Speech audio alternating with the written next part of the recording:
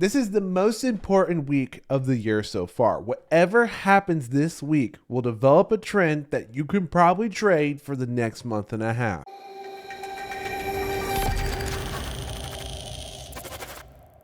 Now, even though this is going to be a big week, this is going to be a pretty short video. All right. We have tons of earnings coming out. We need to let these come out, see how they go.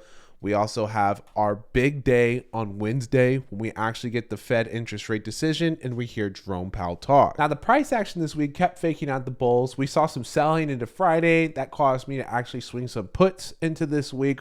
We'll see how those play out. I think Monday we might see a rally and then a sell-off occur, and the market likely will chop sideways up until Wednesday. Wednesday will be your big day. We'll want to hear what Powell says. I would keep a very close eye on these key levels for SPY. I think if you get over 491 on SPY, you could probably swing some calls. However, if we do get a denial here, and keep in mind, even on this 1 hour, it looks pretty bearish as well. We've melted down into a bearish RSI. This could reverse on Powell. Keep it in mind. But right now, if I'm just looking at SPY, it looks choppy at best right now to me. However, if we go to this weekly chart here, notice this cup and then handle that's playing out.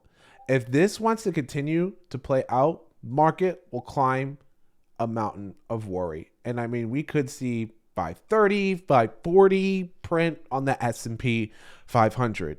And it will be crazy. If we get a denial of this cup and handle, it won't be some choppiness to the downside. It'll be a quick descent. Maybe even to the low 400s will play out on a denial of this, as many people are going to panic out of their positions. When it comes to what Powell's going to actually say, I don't really want to make a prediction, but if I'm forced to make a prediction, I would say there will be no rate cuts. And I know we've seen some news. We've seen that the PCE has continued to melt down all the way through 2023 and the beginning of 2024. Some people are saying that, hey, this means that the Fed can declare victory over inflation and they're going to go ahead and pivot. They've already said that they're not going to extend the bank lending program. That ends in March, which, by the way, might make KRE puts look appealing because regional banks then might start to show some weakness once again. And I think there's some weakness left in there.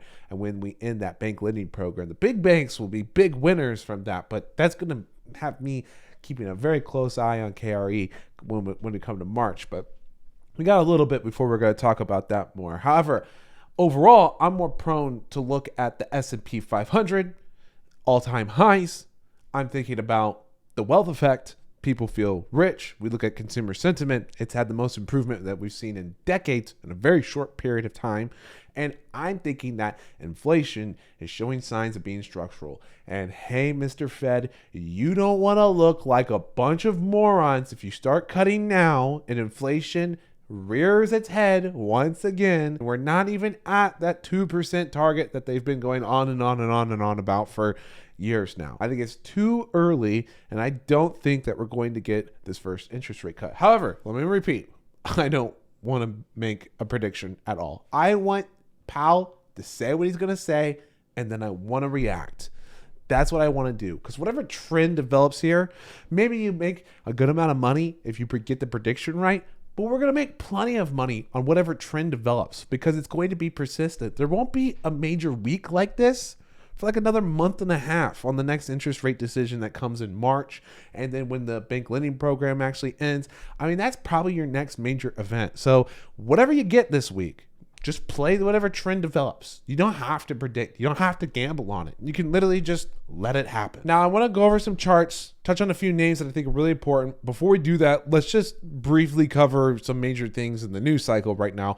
Lots of people are talking about the Houthi shipping attacks. We've seen people like Mincer here, Mintzmeyer, do big reports on these. Will it bring inflation back? Lots of people, lots of experts are talking about how important this is. I haven't talked about it at all because I don't think it's relevant at all. I honestly think this is a nothing burger. I think this is a bunch of gaslighting, that this is a bigger thing than it is. Every report I read, these idiots can't even land the rockets they fire. And then when they don't, they're like, oh, we didn't intend to, we just wanted to spoke them. Like, okay, whatever. You suck at being a pirate, okay? And I just think you can't piss off all the major countries and not expect them to quickly shut that shit down. Like, if it does become relevant, it won't stay that way. It won't have any long-term ripple effects. In the short term, yes, it has increased shipping prices because, you know, there's not great insurance for these cargo ships. If they do get hit by a rocket, they don't get covered for the goods. And so they're doing some longer shipping routes, which has caused a slight increase in prices. I don't think it's anything persistent. It seems transitory to me. All right. The major things that you need to pay attention to are supply and demand. Okay, that's just what matters. I don't think this matters at all. The other narrative that's kind of taken over the news cycle is, you know, World War III, what's going on with Texas? Maybe there's gonna be a civil war. I don't think any of this is relevant yet. You know, I'm no geopolitical expert. Okay, I am an enthusiast at best, but when I look at the way that everyone's handling what's going on in the Middle East, the fact that the Saudi Arabia has been pretty quiet on the whole thing, it looks like everyone just kind of wants it to calm down. And no one really wants to get this riled up into a World War III. We haven't seen really any signs of it. You know, I'd be more concerned about a Chinese invasion of Taiwan, which there are some concerns there, but they don't look imminent in any way, shape, or form. It's not really on my radar right now. I think a lot of these are blown out. And so that's why I haven't mentioned these things. Although every once in a while, someone will talk about the Discord. That's just my opinion. However, if you are worried about those things, volatility is really cheap right now. And despite me saying all of this, I might chase rallies and everything. Keep in mind, I already have my hedges set. Black Swan events, naturally unpredictable. I'm going to buy the super cheap insurance while it's super cheap. And now let's break down some charts. Tesla got clapped on earnings. We were calling out some levels that were really important. Those levels did not hold, and that gave the plunge post earnings. And I think this is going to go lower. Every time we see this daily RSI hit this level, it's not quite the lows. It's going to go lower. I still got a little excited this week. Just looking at the stock. I got excited. I already did some buying. I'm too soon on that. I was being too excitable. I was experiencing FOMO. Let this come down a little bit more. This could go all the way to the 140s even. On that though, I think it's a massive multi-year opportunity. I'll be looking to develop a very substantial long-term position for the next 5-10 years. People forget that Elon was one of the big investors in OpenAI. He already has experience with AI. He's talked openly about the amount of investment he wants to put in the space. He's got a nice data hub called X that's going to help him develop that. He's already got Gronk out as well. I think he could be a major player. On top of that, they also have tons of technology and robotics and innovation just in multiple major sectors that, you know, Tesla's the only way to get exposure to all of that. You're buying Elon, you're buying all the projects. Man, this stock could be easily 500-600 in 5 years from now. If we get down to 140, I mean, it's huge multiples of returns over that time frame. I'm going to be here for it. Intel was another stock that just had their earnings. I was really bullish here back in the 20s. I've been a shareholder in the stock and I'm looking to start taking some profits. I might wait until after AMD has earnings, maybe just do some slow selling here, slow taking profits. I don't know if I want to sell my baseline position just because I had such a great entry. One of our analysts is looking for a $30 price target. By the way, go check out his Substack. You can find the link in the description down below, or talk to him in the Discord. He might answer some of your questions for free. But I think that this is a decent place to take some profits. I was up over 100%, but I wanted to see how earnings played out. It wasn't good at all for Intel, and it doesn't look like it's going to be great for the rest of the year.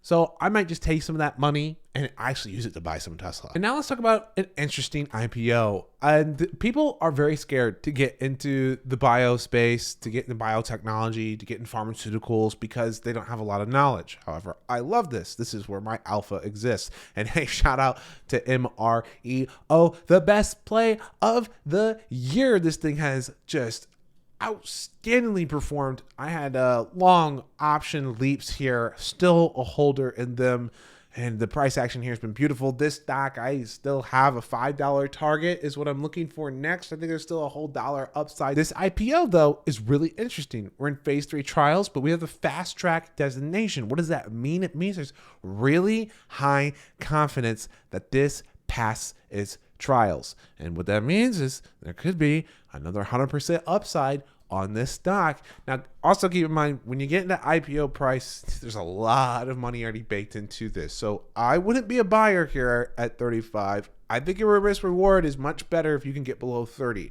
If you can get into that price, which we might see it come back down to that price, there'll be some exhaustion of buyers as they forget about the catalyst and they look at it in their portfolio and they're like, what do I even hold this for? Or they just got excitable about an IPO and they don't understand it. So then they become sellers. You'll see some of that. There'll be some dips here. There'll be some more opportunities for you to average in. So I'll be looking for those to probably buy up a little bit more. I would list this as a speculative, but on the higher probability outcome due to that fast track designation that this has received. And now let's talk about Rumble. I've been a bear on Rumble, but it was interesting enough that I did some speculation in 2023. I'm now break even, I think, on my shares for this company. And now it's looking way more appealing to me. We've actually seen the charts and technical analysis also improve massively. We had the big deal, equity deal with Barstool Sports to exclusively post on Rumble, as well as the launch of their live streaming as well, which led to an update on the website. This website, by the way, used to be hot steaming garbage. This is why I hated it. Why would you ever go here instead of YouTube unless it's just for political reasons, which isn't enough to actually cause a cultural change, to cause a big swing in consumer usage, in my opinion. Not significant enough at all. People forget how small the extremes are. They don't create big trends that are big money, right?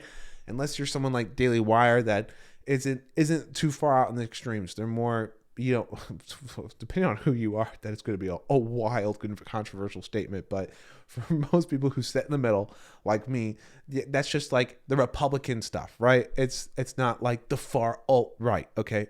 For people who are, politically energized.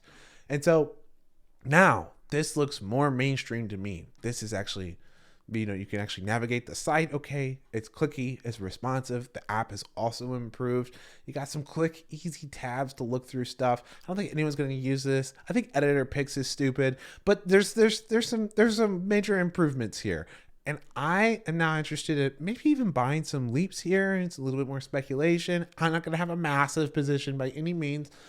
But Rumble, you've piqued my interest. And remember, if you want real-time updates on what we're talking about, what we're looking at in the market, not just for the open market, but also for futures trading as well, it's only $2.99, less than a cup of coffee. With this inflation, where are you going to get prices like this? Nowhere. All right? Most members, they've already paid for several years worth of a subscription in their first month of subscribing. So if you want to check it out, you want to join us, go subscribe. And you'll also support videos like this because I don't make anything off YouTube, off TikTok, off X, nada, okay? I do this because I love it, and that's why I'll do it for decades more. I'll see you next week.